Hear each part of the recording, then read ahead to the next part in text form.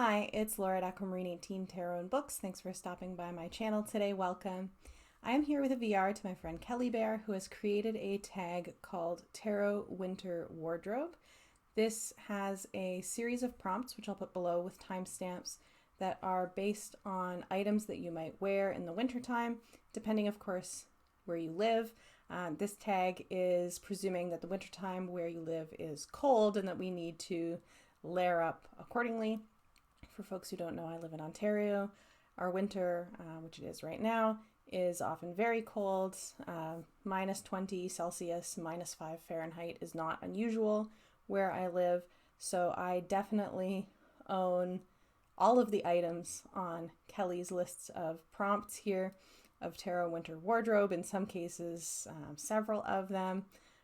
Sometimes multiple base layers are needed. So I really like this tag as a kind of seasonal tag that doesn't really require at all owning any kind of holiday themed decks or anything like that, because I don't have any of those. So I'm excited to be able to participate.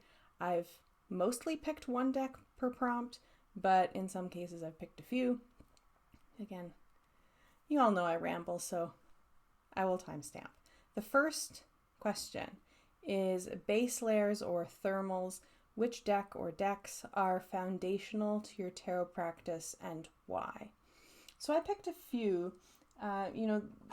There's more than this that I could have chosen, but I'm, trying to limit myself here to not be going on forever.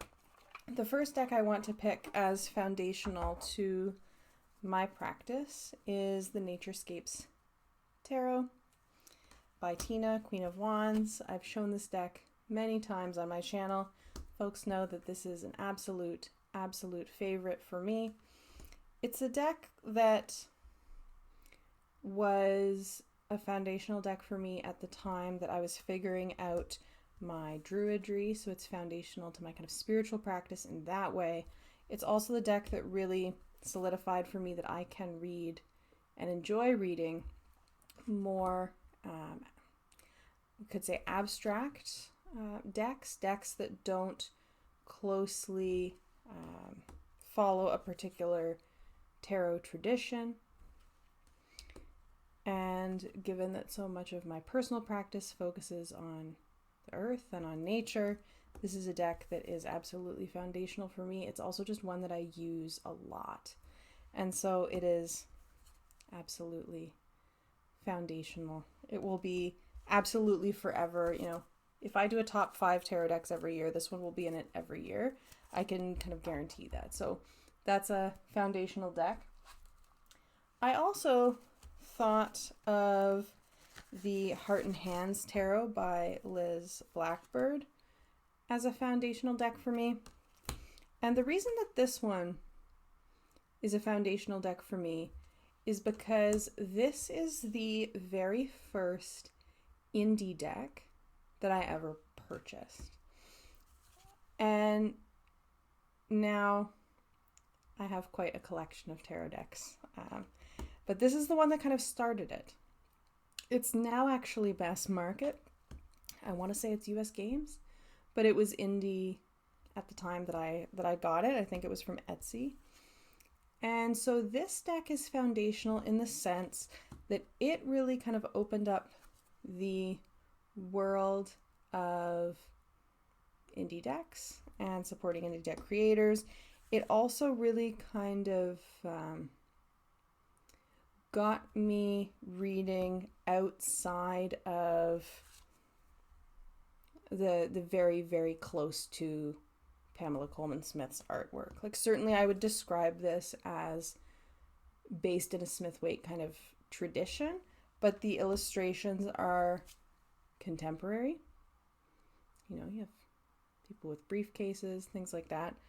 And it doesn't so closely follow that it's just like Pamela Coleman Smith's art, but with a different setting or different clothes or something. Like it's not a kind of that closely Smith-Waite. And so it is foundational in getting me to kind of broaden my tarot deck reading horizons, we could say, and also in terms of getting into indie decks.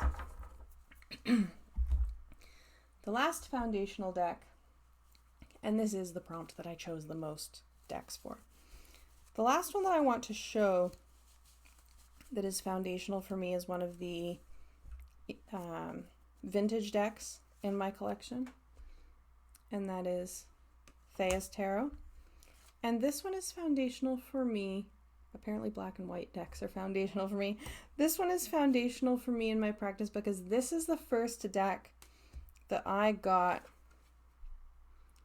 that I felt the particular kind of experience of feeling represented in a deck.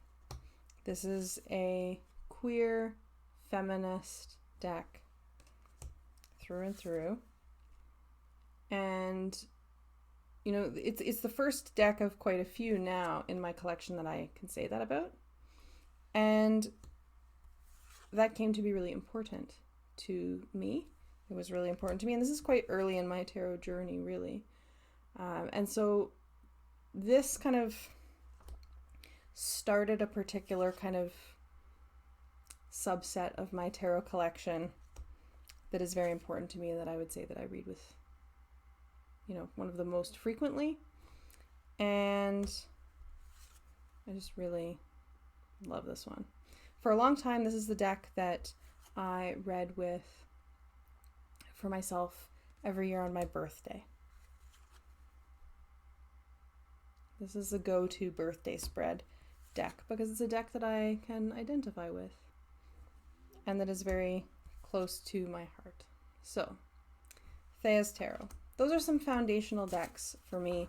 Again, could have picked more here, but I want to just stick with 3. The next prompt is Ugly Christmas Sweater, a novelty deck that brings you joy. And now, I looked up novelty in the dictionary because I'm that kind of a person. And because novelty or something being novel can just mean that it's new, right? But I don't think that that is the sense that novelty is being used here in terms of ugly Xmas sweater. The definition of novelty that I was drawn to for this is an article of trade whose value is chiefly decorative, comic, or the like, and whose appeal is often transitory. Whose value is primarily decorative, comic, and the like, and appeal is often transitory. So like a novelty deck in that sense. And at first I was thinking, well, I don't know that I really have a novelty deck in that sense. But then what I thought that I would talk about here are 2 different Star Trek tarot decks. Since these are, you know, pop culture based, I think that for some people who will buy these decks, that they will be decks that have this kind of sense of novelty where the sense of value is mostly decorative, comic, or the like, in the sense that I think that people will buy these who are into Star Trek, who aren't really interested in learning tarot too much, but just like, you know, Star Trek themed memorabilia or artwork. But I do want to draw the distinction here that I think that this Star Trek The Next Generation deck, which is the Insight Editions, there's lots of Insight Editions decks of different pop culture. This, I think, really is a novelty deck, more so than a functional tarot deck for me. There are some interesting pairings of different characters with different major arcana cards. But the minor arcana, you know, like many of the Insight Editions minor arcana, they feel very rushed. They don't feel particularly grounded in tarot, really. The pips are Batleths and Latinum, ships, and something else, and other kind of ship. So I don't know. I mean, for me, this is not really a deck that works as a tarot deck to read with, personally. It's the only Inside Editions deck that I have. I do like the portraits of the different characters from Star Trek Next Generation, but it is, I think, a novelty deck ultimately, and I'm not sure that I've seen an Inside Editions deck that isn't. Whereas these decks, conversely, and this is the Star Trek animated series Major Arcana deck. I have also shown the Star Trek original series tarot as well. These, I would say, are not novelty decks in the sense of having a value that is primarily decorative or comic. I think some people will buy them for that. I think that there are people who are Star Trek collectors who would like the deck just on that basis, who, you know, collect Star Trek themed items, who are not tarot people, who would get it for that reason. And so that sense it would be a novelty. But I think that these decks are really, really well thought out. They're well organized. They have a basis in tarot systems of associations. You know, they have different astrological correspondences and things like this built in. They have upright and reversed keywords that actually make sense, but are also small enough to ignore. You can see them up there at the top. They work well as reading decks. So I think, again, like, while some people might buy this for novelty reasons, I don't think that the original series tarot or the animated series tarot are actually novelty decks in the way that I think that the Inside Editions decks are. So that's novelty decks. And Star Trek brings me joy. that was the prompt, right? A novelty deck that brings you joy. And I really love the Star Trek the original series tarot deck in particular, which I haven't actually shown here. It's upstairs, but of all of the Trek decks, like, that is the one that I absolutely adore. It brings me much joy. Prompt number 3. Winter Coat. Your workhorse deck or most used deck. And I've been wearing a winter coat, that's for sure. Most used. Naturescapes, which I've already shown, is certainly one of those. But another that I would say lately has been a most used deck for me is the Fifth Spirit Tarot by Charlie Claire Burgess. This is the indie version of this deck. This deck did recently come out mass market. There are some changes. There are a couple of cards that are completely new. And then there's, you know, some color retouching and a new card back and a couple of other things. But this is a definite most used deck for me. It looks really good alongside of a lot of other different decks. Something about the color palette of this looks great with a lot of different Oracle decks that I have. It's a deck that I bring along to read for friends that people tend to like. It's a deck that feels inclusive, and I really like this kind of, you know, not quite pips, but mostly pip style minors. This deck just does a lot of things that I really like, so it is definitely a most used deck. And a most used deck, particularly recently, as my friend Sarah and I read the guidebook together and talked about that, so that kind of prompted me to work with this deck a lot. So it's been a most used deck for sure. Next prompt is Snow Boots, a deep dive deck that you can really sink into and what makes it so interesting. So in terms of thinking about deep dive in terms of kind of a deck that might be involving some studying, there are a lot of decks in my collection that would fit that prompt. If it's not, really obvious, I like reading. I read a lot, and so I like a deck that involves, more of that kind of engagement. And so there's a couple that came to mind immediately. The first one that came to mind would be the Hoodoo Tarot by Tiana Lee McQuiller, and folks will have seen this deck. And this deck came to mind for me as a deep dive deck because what ultimately led me to pick up a copy of this deck was when Kim at Abundant Life Tarot picked this as a deck study deck. And knowing that there were going to be prompts and different spreads to do and people discussing this deck, and that there would be kind of a video series on this deck, that, really kind of pushed me to get the deck. I always thought that the artwork was beautiful, but it's a deck that has a lot of real people represented. It's a deck, that comes with a guidebook that is substantive and has a substantive bibliography in it as well. It's a deck that warrants a deep dive. It's a deck that really, I think, I don't want to say requires, but maybe requires a deep dive in terms of learning. This is one of the decks in my collection that I have absolutely read the guidebook cover to cover, that I've made notes on, that I have read another book or two from the bibliography as well. I have a little tiny notebook just for this deck that lives with this deck from when we did the deck study. So this is definitely a deep dive deck. Really, like, the guidebook is so fantastic.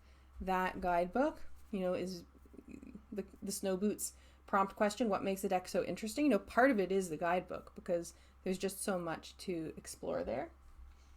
The other deck that came to mind for me as a deep dive deck that I can really sink into, in somewhat an opposite way, has no guidebook at all.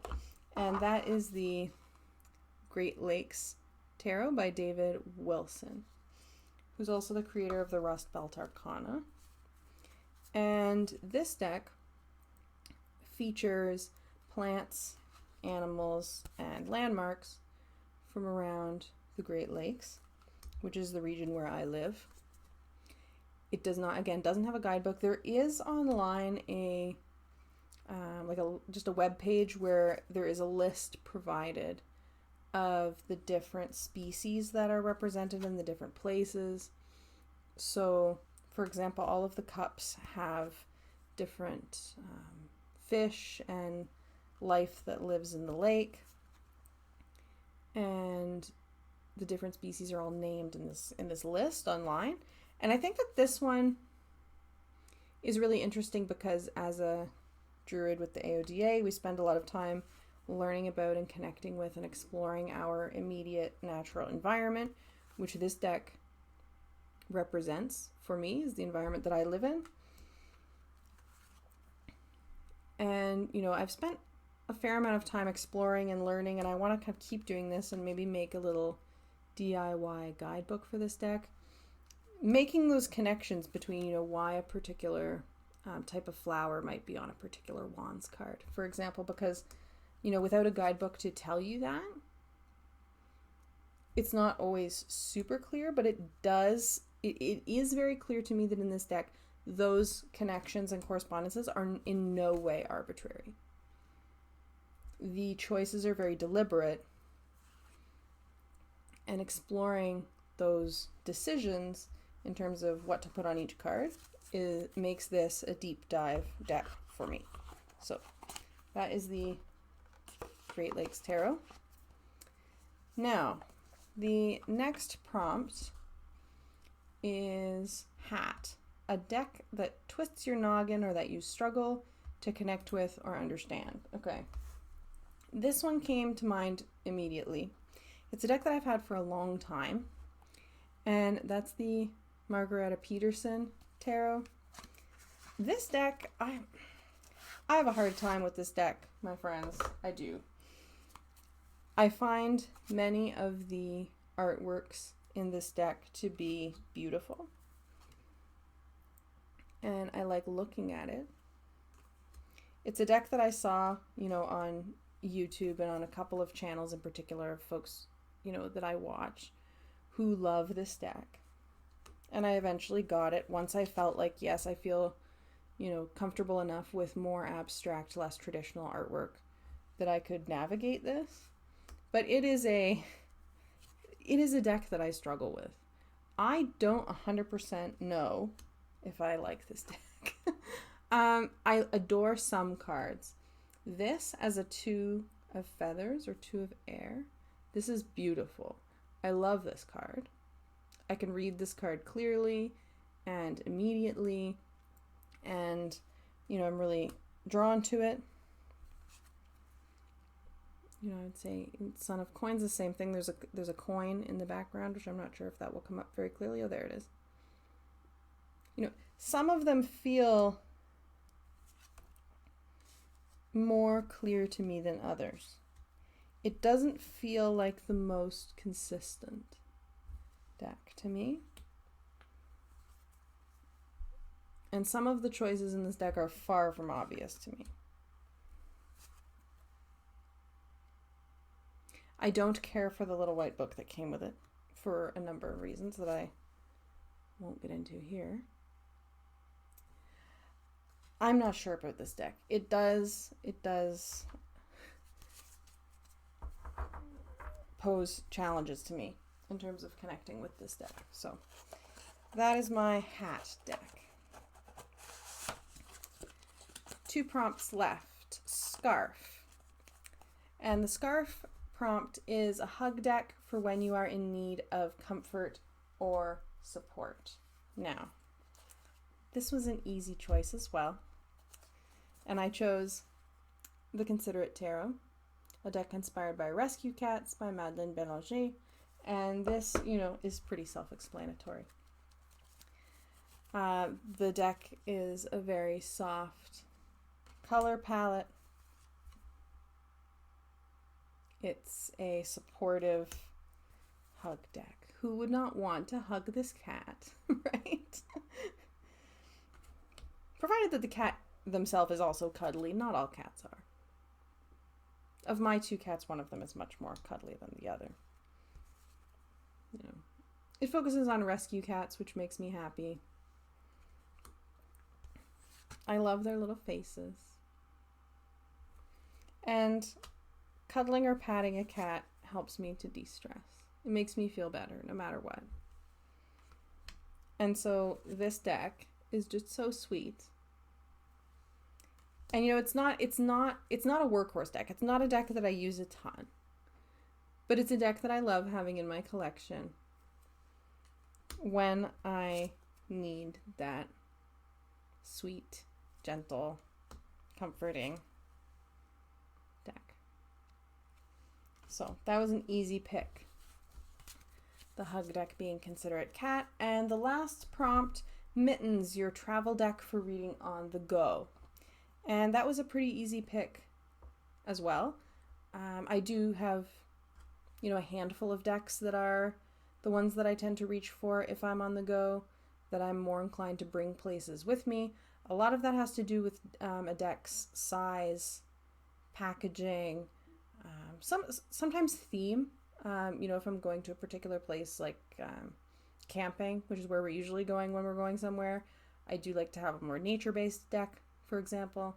But the one that came to mind immediately for travel deck is the Gentle Tarot in a tin. I have the large size of this deck as well, and I really enjoy this deck.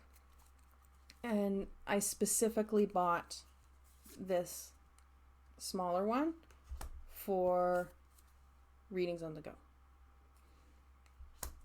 It was the purpose for which I chose it. I'm perfectly happy with my large size or full size copy, but the travel size in the tin, I can fit it in a fanny pack and take it with me on the go. It's not going to get jostled around too much in a bag. It's nicely protected. This tin comes with a kind of like foamy insert that's stuck in there. So They're well protected, and this deck, you know, this deck suits going places like camping. It has a lot of animals in it. You know, it's a deck that my friends who I've read for always consistently like and you know, react positively to it if this is the deck that I have with me.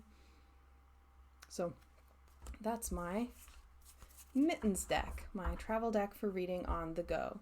That is my VR to Tarot Winter Wardrobe. Thank you to Kelly Bear for starting the tag. I've been enjoying seeing other folks' VRs. If you have any thoughts on any of these particular prompts and you'd like to share them in the comments below, please do. Thank you so much for watching, and I wish you a great day.